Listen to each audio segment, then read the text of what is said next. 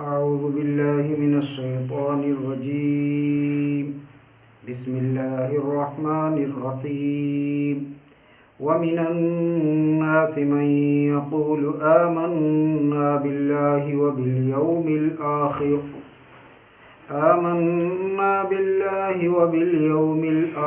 व मा हुम बिमुमिनीन।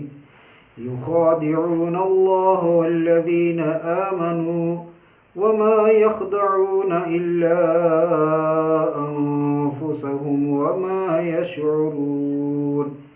फ़ी क़ुलूबिहिम मरदुन फ़ज़ादहुमुल्लाहु मरदा वलहुम अज़ाबुन अलीमुन बिमा कानू यकज़िबून।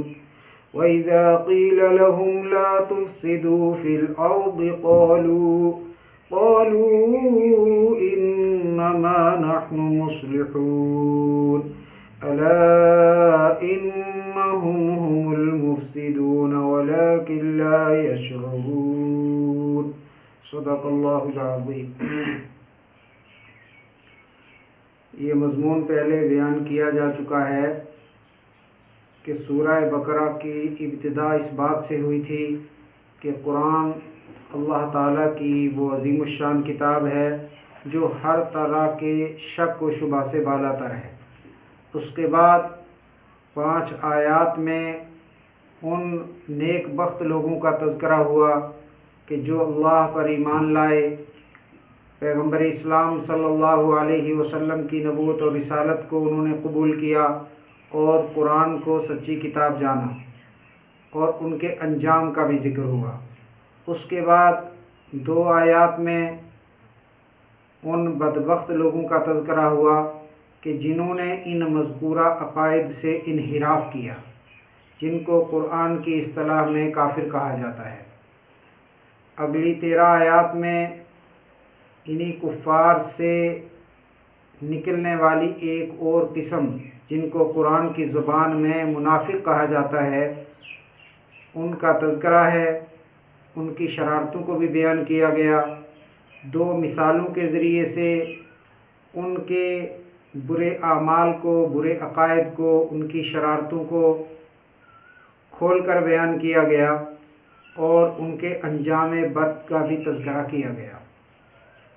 रसूल अकरम सल्लल्लाहु अलैहि वसल्लम जब तक मक्का मुकर्रमा में रहे तो 2 ही किस्म की जमातें थीं, या ईमान वाले या वो लोग जो खुलकर इस्लाम की मुखालफत करते थे और उन्होंने कुफ्र का रास्ता इख्तियार किया हुआ था। लेकिन जब आप मदीना तैयबा तशरीफ़ ले गए तो वहाँ पर एक तीसरी जमात ने सर निकाला, जिनको मुनाफिकीन कहा जाता है, और निफाक की बुनियाद यहूद मदीना ने डाली, और मुनाफिकीन में अक्सरियत इन यहूद ही की थी। हाँ, चंद बुतपरस्तान अरब में से जो शरीर और बदबातिन किस्म के लोग थे, उन्होंने भी इन्हीं का रास्ता इख्तियार किया और वो भी मुनाफिक हुए। फरमाया व मिनन नासि मन यक़ूलु आमन्ना बिल्लाहि व बिल यौमिल आखिर, और लोगों में से बाज़ ऐसे हैं जो ये कहते हैं हम अल्लाह पर और आखिरत के दिन पर ईमान लाए, व मा हुम बिमुमिनीन, हालांकि ये मोमिन नहीं हैं। युख़ादिऊन अल्लाह वल्लज़ीना आमनू, ये अल्लाह को और अहले ईमान को धोखा देते हैं। वमा यख़दऊन इल्ला अनफुसहुम, और ये अपने अलावा किसी और को धोखा नहीं दे रहे। वमा यशऊरून, और वो शऊर और अक़ल नहीं रखते। अल्लाह को और अहले ईमान को धोखा देते हैं, हालांकि अल्लाह को धोखा देना मुमकिन नहीं।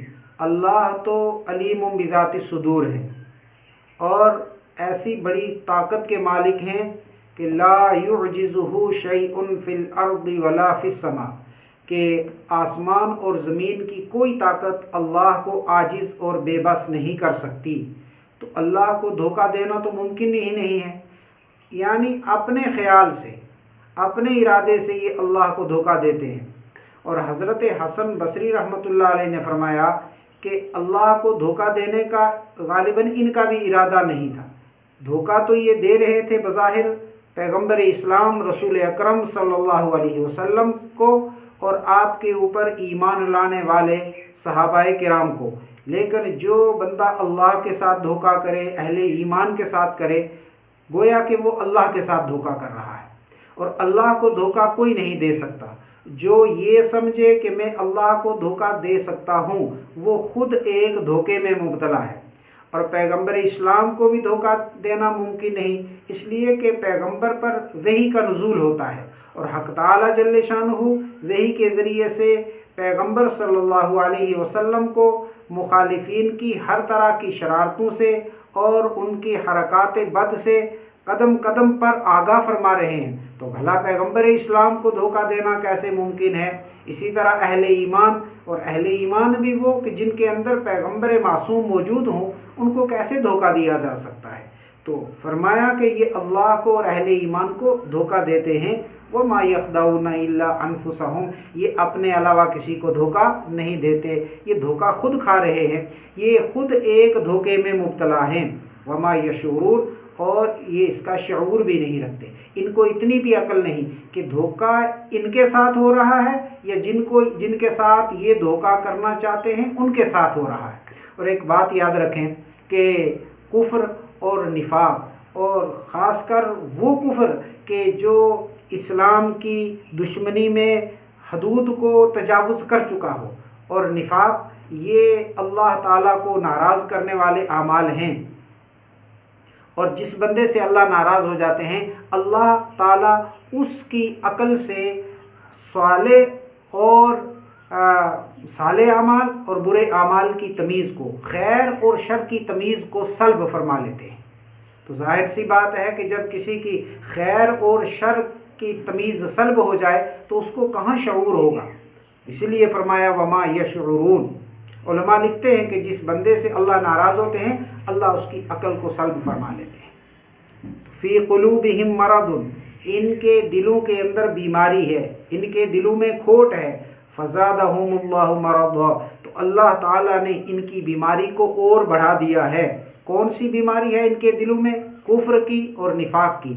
और याद रखें कि जिस तरह जिस्म की बीमारियां जिस्म के सारे निज़ाम को मुतासिर करती हैं और निज़ाम के अंदर खलल वाक़ होता है, इसी तरह जो रूह की बीमारियां होती हैं वो भी इंसान की रूहानी ज़िंदगी में खलल अंदाज होती हैं।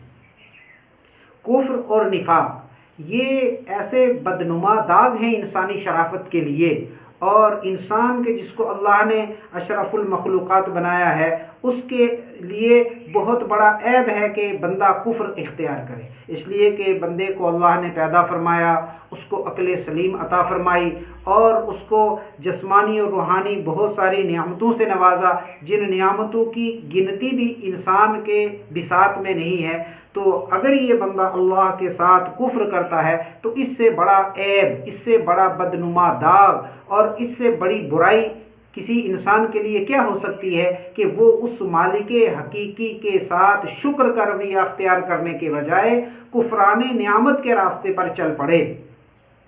तो इसी को फरमाया कि इनके दिलों में ये बीमारी है, इनके दिलों में ये खोट है, इनके दिल जंग आलूद हो चुके हैं। फ़ज़ादहुमुल्लाहु मरदा, तो अल्लाह ने इनकी बीमारी को बढ़ा दिया है। बढ़ाने का मतलब ये है कि जब इन्होंने इस्लाम के ख़िलाफ़, पैगंबर इस्लाम के ख़िलाफ़ तमर्रुद और तुग़यान की सारी हुदूद को तजावुज़ कर दिया, अब अल्लाह की नाराज़गी इनके ऊपर उतरी और अल्लाह ताला ने इनके अंदर खैर और शर के दरमियान तमीज़ करने की उस सलाहियत को छीन लिया। इस सलाहियत को छीन लेना और ईमान की तौफीक का सल्ब कर लेना और अल्लाह का नाराज़ हो जाना, यही इनकी खोट और बीमारी के अंदर इजाफ़ा है।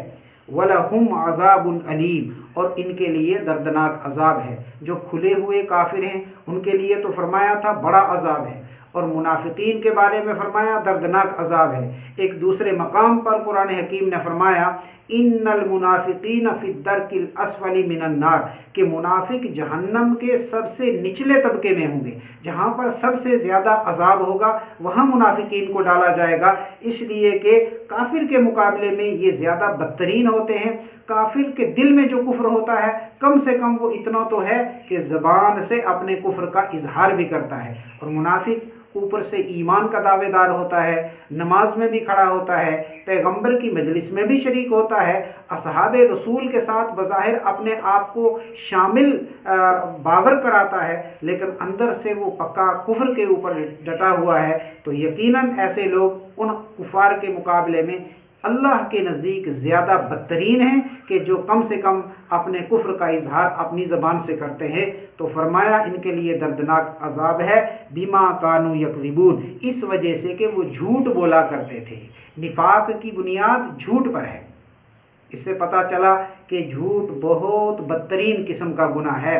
बाज़ रिवायात के मफ़हूम में आता है कि जब कोई बंदा झूठ बोलता है तो अल्लाह के फरिश्ते उससे बहुत दूर भाग जाते हैं झूठ की बदबू की वजह से। जिस तरह ज़ाहरी नज़रों में कुछ चीज़ें ऐसी होती हैं मुर्दार वगैरह कि जिनकी बदबू इंसानों को महसूस होती है, इसी तरह मलाइकतुल्लाह के जो इंतहाई लतीफ़ मिजाज के हैं और वो मासूम तबीयत के हैं कि उनको जब कोई बुराई सामने होती है तो उसकी बदबू और कराहत को वो महसूस करते हैं।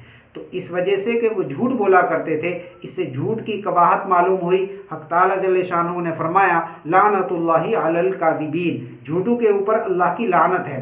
रसूल अकरम सल्लल्लाहु अलैहि वसल्लम से पूछा गया कि क्या कोई मुसलमान बखील हो सकता है, अयकूनुल मुस्लिमु बखीला, तो आपने फरमाया हो सकता है, यानी ईमान तो उसका मजबूत हो लेकिन वो माल खर्च करने में बुखल से काम लेता हो। अयकूनुल मुस्लिमु जबान, क्या मुसलमान बुज़दिल हो सकता है, यानी ईमान तो उसका कामिल और मुकम्मल हो लेकिन दिल का थोड़ा हो, वो मैदान कारज़ार में कत्ल व क़िताल में उस कदर बाहिम्मत और बहादुर ना हो कि ऐसा हो सकता है। यानी बुज़दिली और ईमान एक आदमी में जमा हो सकते हैं। क्या माल के खर्च करने में बुखल से काम लेने वाला और ईमान, ये दोनों चीज़ें एक दिल में जमा हो सकती हैं? तो आपने फरमाया जी हाँ। लेकिन जब आपसे पूछा गया कि क्या मुसलमान झूठा हो सकता है, तो आपने फरमाया कि नहीं हो सकता। यानी मतलब ये था कि झूठ और ईमान एक जगह जमा नहीं होते।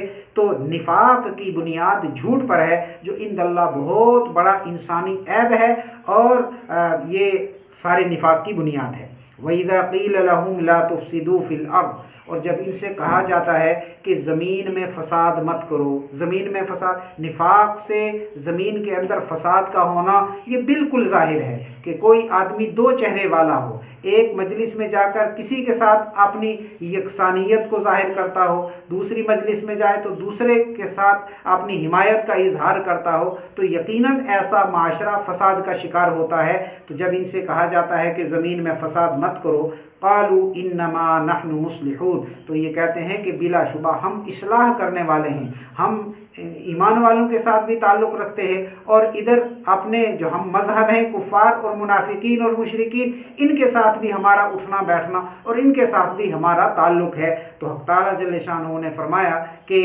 अल्लाह इन्नहुम हुमुल मुफ़सिदून, ख़बरदार याद रखो बिलाशुबा यही लोग फ़साद करने वाले हैं।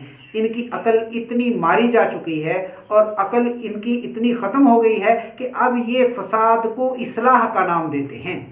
इससे पता चला कि कोई बंदा आपने किसी अमल को अच्छा कहे तो ये उस अमल के अच्छे होने की दलील नहीं, बल्कि हर अमल को अल्लाह के कुरान पर, पैगंबर की सुन्नत पर, आपकी अहादीस पर, दीन की तालीमात पर पेश किया जाएगा कि कौन सा अमल अच्छा है, कौन सा बुरा है। वरना इस तरह तो दुनिया में जितने बुरे अमाल करने वाले हैं वो सारे के सारे अपने अमाल को अच्छा ही अमल कहेंगे। अल्लाह ने फरमाया बिलाशुबा यही लोग फसाद करने वाले हैं, वलाकिन ला यशऊरून, लेकिन ये शऊर नहीं रखते कि यानी खैर क्या है, शर क्या है, इस्लाह क्या है, फसाद क्या है। इनकी अकल इतनी मारी जा चुकी है, ये इतने बदबातिन हैं और कुफ्र और निफाक की तारीकी इनके दिलों पर इस तरह पर छाई हुई है, जिसकी वजह से इनके दिल इतने जंग आलूद और दागदार हो चुके हैं। ये इंसानी शराफत के बुलंद मुकाम से ज़िल्लत और रुसवाइयों की और कुफ्र और शिर्क की पस्तियों में और कुफ्र और शिर्क की तारीकियों में ऐसे गिर गए हैं कि इनको अब इस बात की तमीज़ बिल्कुल नहीं है कि खैर क्या है, शर क्या है, इस्लाह क्या है, फसाद क्या है। और अल्लाह को ये ऐसे नाराज़ कर चुके हैं कि अब इनको इंसानी शराफत का एक ज़र्रा भी हासिल नहीं है। इसलिए फरमाया कि वलाकिन ला यशऊरून, ये शऊर नहीं रखते।